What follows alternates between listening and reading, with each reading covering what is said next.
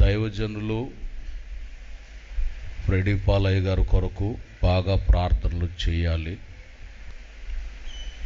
స్థానిక సేవకులు గనుక వారి క్షేమము కొరకు, మంచి ఆరోగ్యం కొరకు ఖచ్చితంగా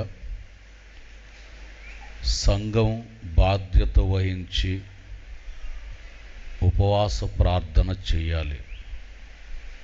వ్యక్తిగతంగా ఉపవసించి ప్రార్థించండి. సేవకుల యొక్క క్షేమాన్ని మనం కోరుకుంటే, వారి నిమిత్తం మనం ప్రార్థన చేస్తే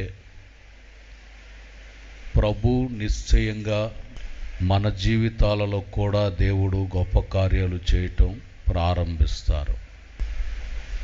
దేవుడు వారికి పరిపూర్ణమైన ఆరోగ్యాన్ని ఇచ్చి మునుపటి దినములలో పరిచర్య చేసిన దానికంటే అధికంగా పరిచర్య చేయటానికి కావలసిన కృప దేవుడు వారికి అనుగ్రహించేటట్లు. కొన్ని విషయాల్లో మాకు ధైర్యం చాలట్లేదు, కానీ వారు చాలా ధైర్యంగా ఉన్నారు.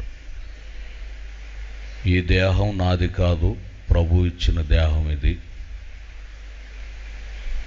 సేవలో అడుగుపెట్టినప్పుడు ఈ దేహాన్ని నేను ప్రభువుకు సమర్పించాను. ఏమి జరిగినా ప్రభు చేతిలో మనం ఉన్నాము. ఇన్ని సంవత్సరాలు నేను పరిగెత్తాను సేవ నిమిత్తం. ఇప్పుడు కూర్చొని నేను పరిచర్య చేస్తాను, నాకు ఇబ్బంది ఏం లేదు. ఒంటిలో ఓపిక ఉన్నంత వరకు, దేవుడు జీవశ్వాస ఇచ్చినంత వరకు ఈ కంఠము ఆగదు, పాటలు పాడుతూనే ఉంటుంది, దేవుని వర్తమానాలు ప్రకటిస్తూనే ఉంటుందని వారు చాలా ధైర్యంగా వెళ్ళిన ప్రతి ఒక్కరిని ధైర్యపరుస్తున్నారు.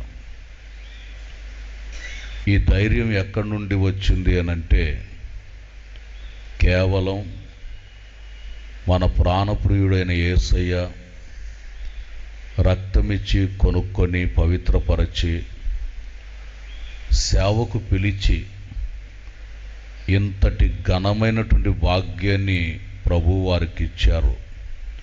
కేవలం దేవుని నామానికే మహిమ, ఘనత, ప్రభావం కలుగునుగాక. ఆమేన్. అందుకని నిరంతరం ఎక్కువగా వారి కొరకు మీరు ప్రార్థించవలసిన బాధ్యత ఎంతైనా మన బుధస్కంధాల మీద పెట్టబడిందన్న సంగతి మర్చిపోకూడదు.